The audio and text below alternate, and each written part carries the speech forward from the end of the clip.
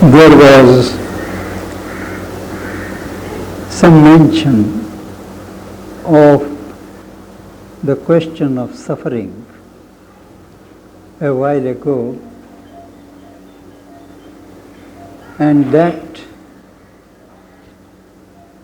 made me think of how certain loose expressions used by Mother or Sri Aurobindo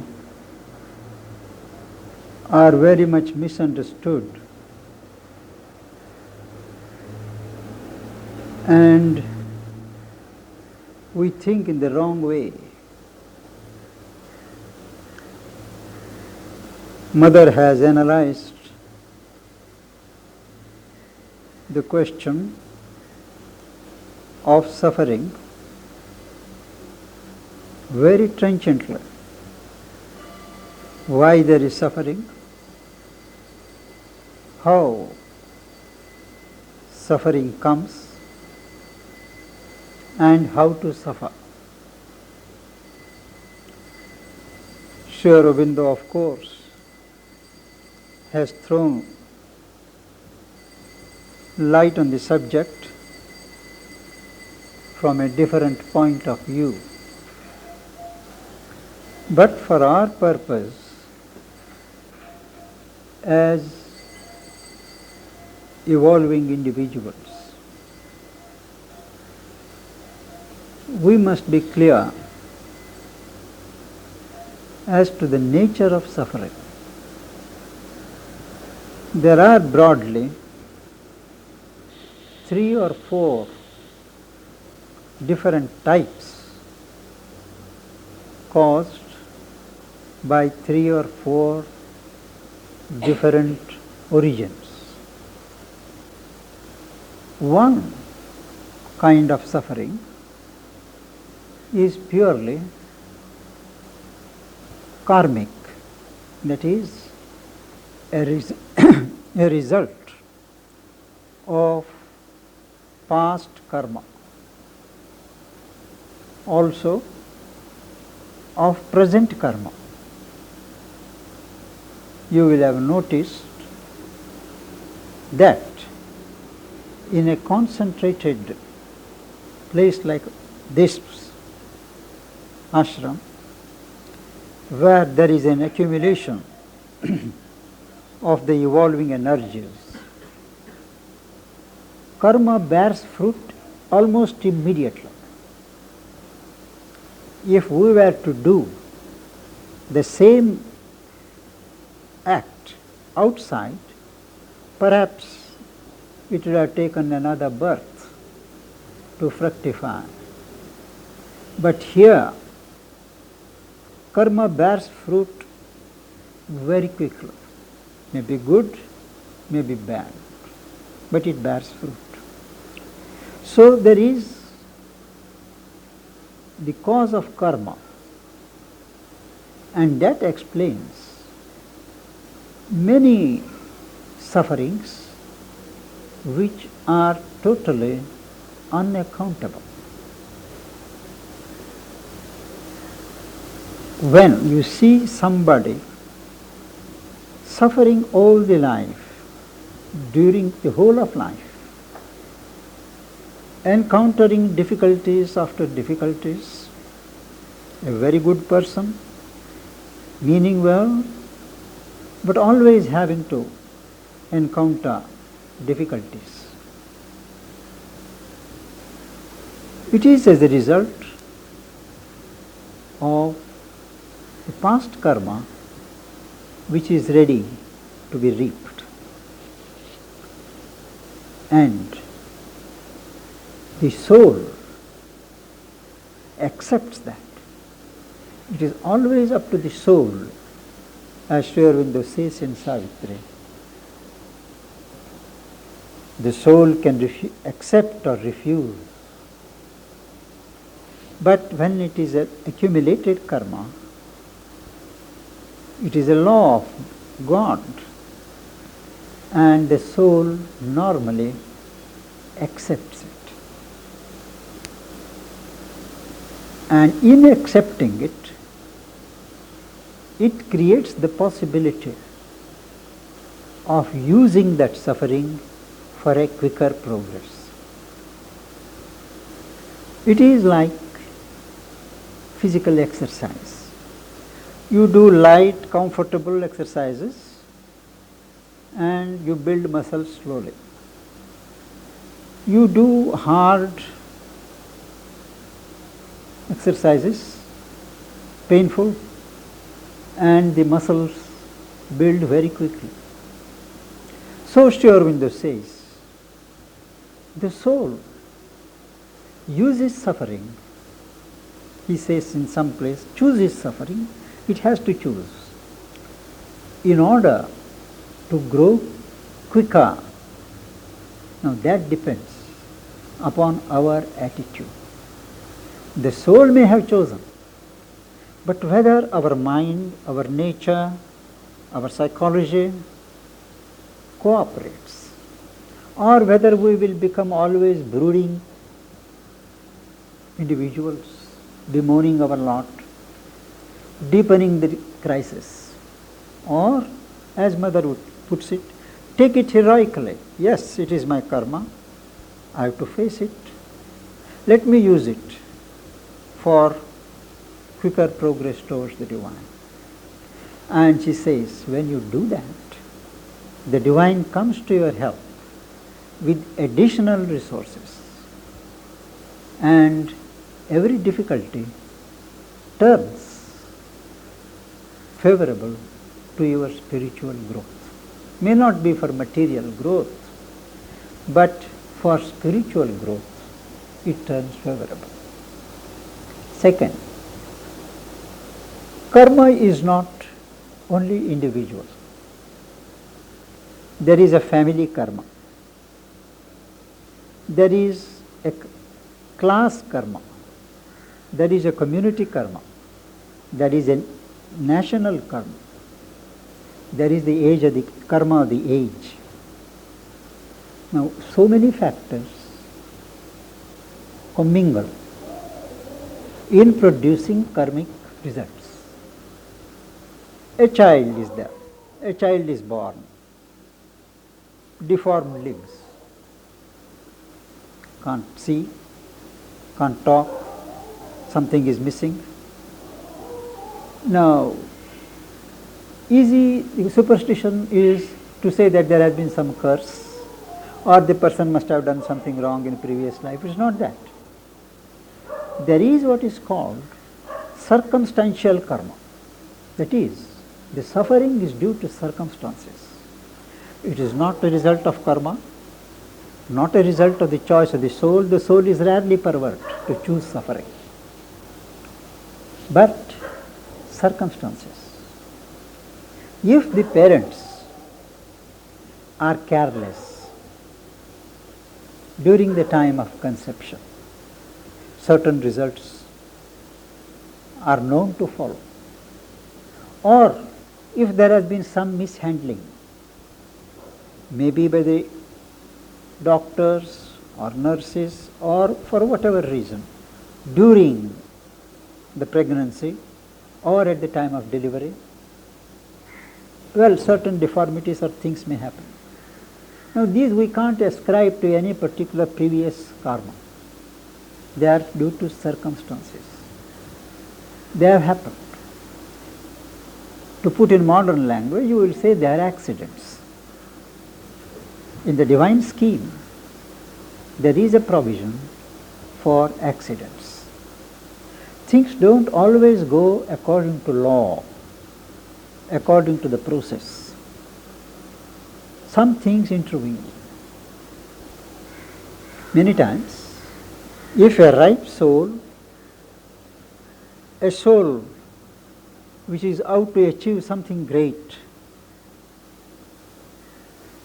is to be born, there are some of these hostile forces on the alert, wanting to defeat that soul. So, at times they will misdirect the descending soul into a wrong womb, or they would visit some kind of disability on that body, just to arrest the progress of that soul. Doesn't happen to most, but select rare souls, they are always exposed to this kind of what Mother calls interference by the hostiles. But these are rare.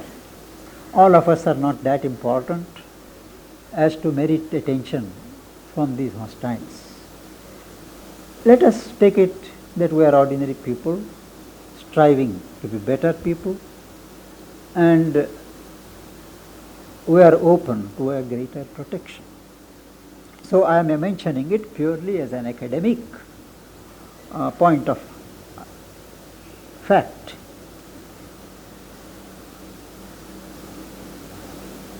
Karmic, circumstantial, and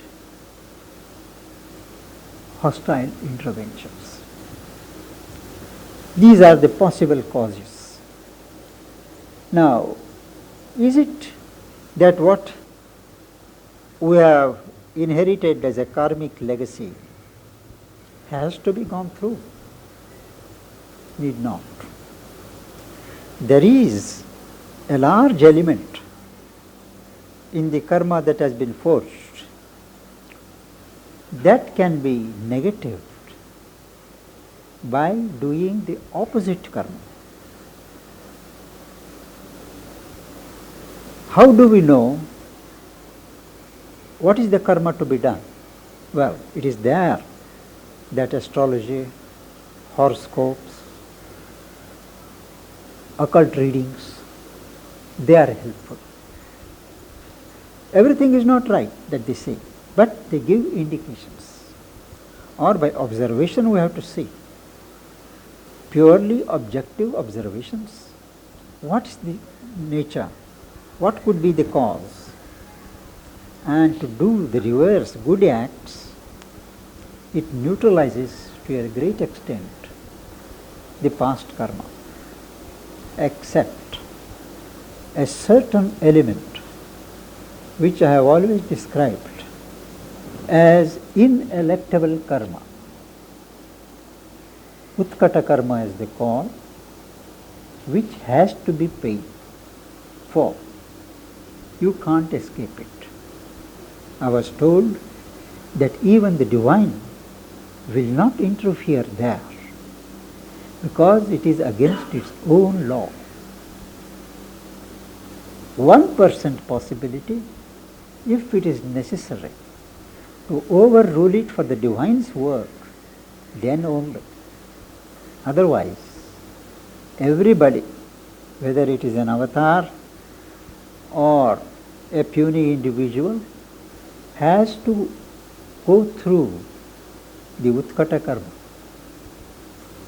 And all that we can hope for is support and help from the divine to endure and go through it. And Mother makes one important point, and that is, when there is suffering, when there is an adversity, if we take it in the right attitude,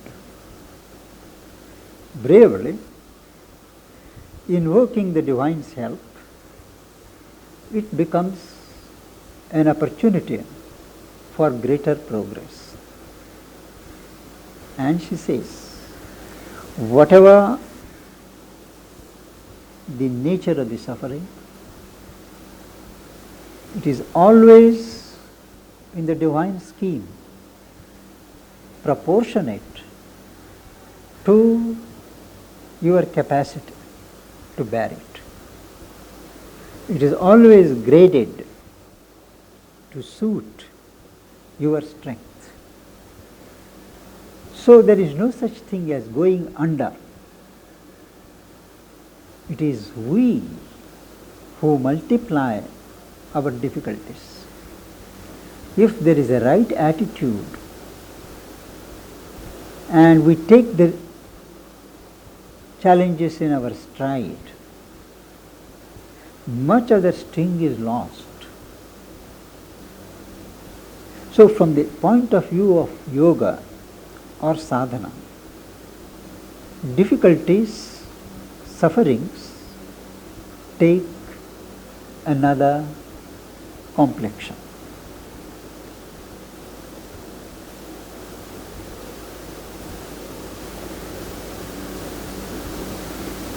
Suffering is different from pain.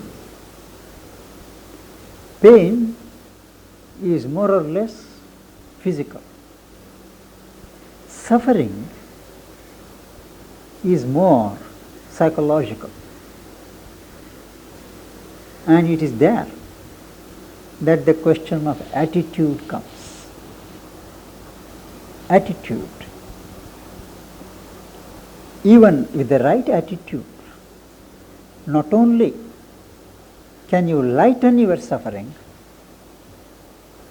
but you can even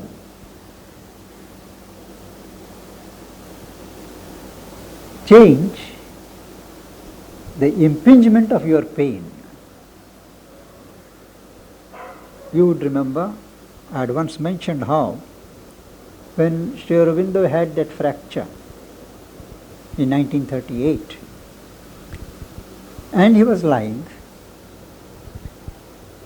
without a word, without calling anyone, when he should be having extreme excruciating pain.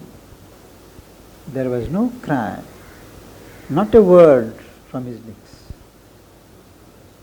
Afterwards, the doctor was brought from Madras, surgeon, took another 4 or 5 hours at least, I think 8 hours or so. And when the doctor asked him, "Sir, are you having pain?" he kept quiet. Because in this position, one can't but have pain, the doctor said. Then Sri Aurobindo said, "But it is always possible to be above pain." His consciousness, he drew up. It is possible. Everybody can't do it. Similarly,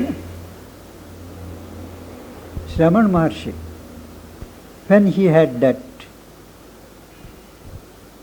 tumor on the arm, there was the operation and all that. Then somebody asked him whether there is no pain. To one person he said, "Pain is there as long as you are in the body. If implied, if you are indrawn, there is no pain." So much depends upon the attitude, the psychological state of our mind. And many times we are just pitchforked into situations which bring a lot of suffering. It is not our karma. It is our karma in the sense that we are foolish to play into the hands of some mischievous circumstances, forces. Our attachment to people around, our ambition, all these combine to put us in false situations and we suffer. Now, there is no karma there. There is no adverse intervention there. It is purely due to our superficial wrong movements, which are caused by our ignorance and twists of nature. Mostly, the bottom is ego. Ego is the worst spiritual enemy. If only we can analyze its activities. So where there is ego, suffering is certain, not immediate perhaps, but in the long range. But for a spiritual seeker, the suffering is certain and immediate. It does not wait. The only way to overpass this suffering, adversity, is to change the level of consciousness. There is a level where the karma has been forged. By yoga, by grace, it is possible to shift our consciousness from that level to something higher. Not necessarily to avoid suffering, but in the course of spiritual sadhana, you come up. Well, that karma does not reach you anymore. That is why Sri Aurobindo points out that horoscopes do not apply in the Indian tradition to those who take to spiritual life seriously. In popular religion, it is said that once you take to sannyas, the horoscope no longer applies because you have left everything behind. But that's a way of putting things. The way sannyasi is being taken and lived, I don't think it helps very much.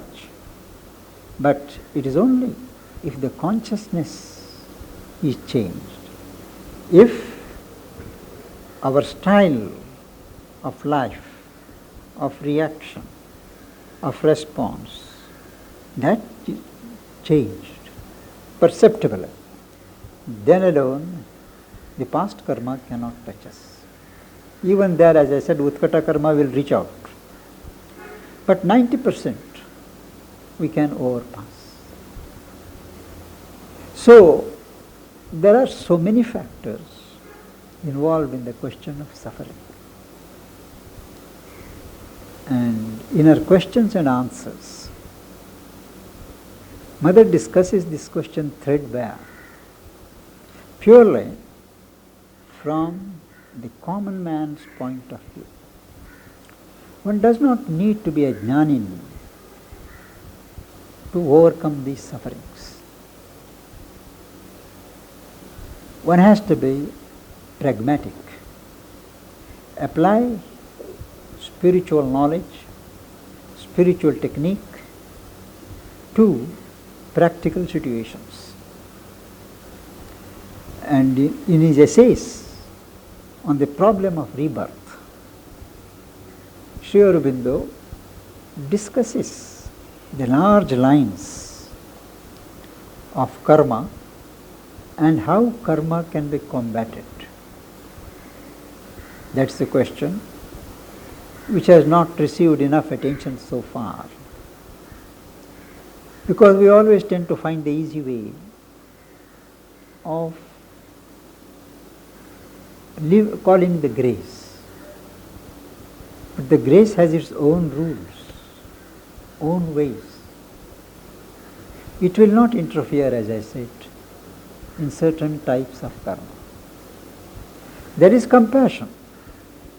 Compassion, Sri Aurobindo says, is like a gentle dew which always pours down and helps us to endure the results of our karma.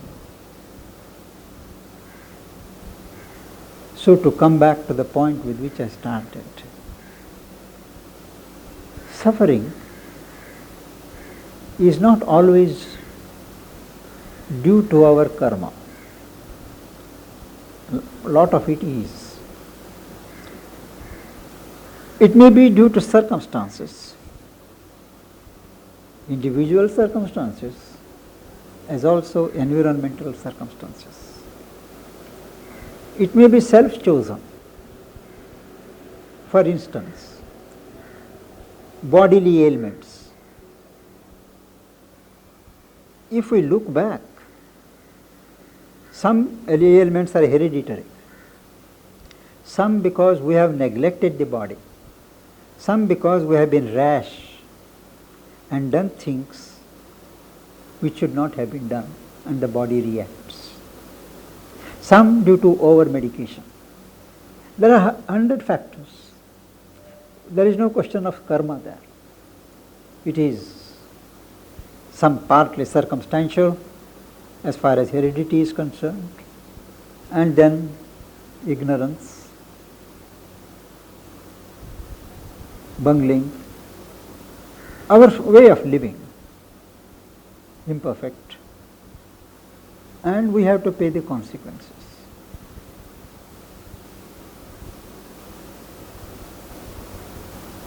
We have to be objective in analyzing the causes of suffering. So dumb. It is an education in purifying our own consciousness and clearing the way for avoidance of further suffering. Mother spoke of terrestrial suffering. That is there only for those who have a terrestrial consciousness. For those who are shut in our individual consciousnesses, that is not relevant. It is only for those like Sri Aurobindo and the mother who have expanded and achieved a cosmic consciousness and more, that the terrestrial falsehood falls upon them and it has its own reactions. But that's a long way off for most of us. Mention this only as a theoretical point.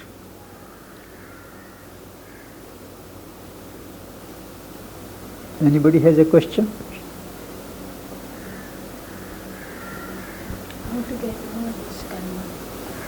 How to get over this law, this karma, the consequences of our karma? One way is to submit it to the divine will with the attitude, let thy will be done. That is mother's way. You have every right to submit and pray, but the attitude should be what comes from thee, Supreme. You have to be ready. That's one way. Second is to take steps to be above suffering by switching over your center of consciousness backwards to the soul, so that there is a witness consciousness. And though the body suffers, your mind is not affected. It requires a heroic mold for that. But it is possible by separating the Purusha from the Prakriti, changing your consciousness, in other words, to keep the consequences down. So, submission to the divine or by yoga. There is certain limits imposed by the condition of universal ignorance, but within that, for sadhaks it is possible to a certain extent.